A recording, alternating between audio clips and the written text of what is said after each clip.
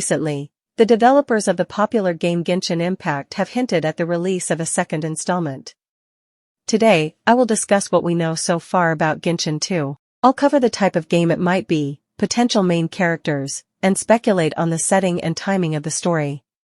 First and foremost, the announcement of a second part was made by Xiao Luohao, the head of the Genshin Impact writing team, during a discussion with university students.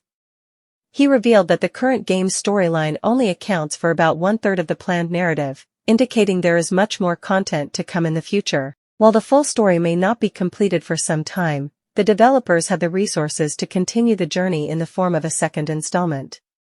As for the potential release timeline, we know that Genshin Impact is set to expand with at least 3 more regions: Natlan, Snezhnaya, and the ruined Khaenri'ah.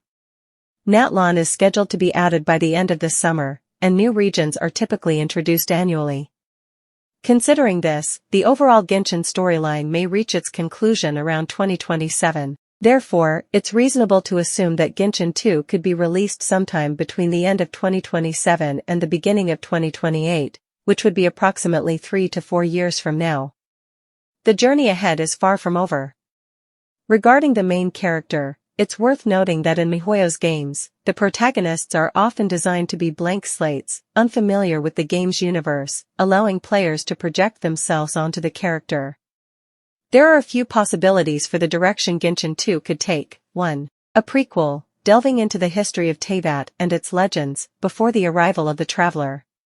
2. A completely new setting, perhaps on another continent or even a colonized planet, with different characters, lore, and mechanics, similar to Genshin Impact 3rd. 3.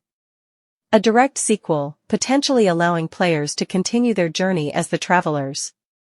Regardless of the approach, it's likely that Genshin 2 will offer various rewards and free pulls for players upon its release, as is common practice for major updates.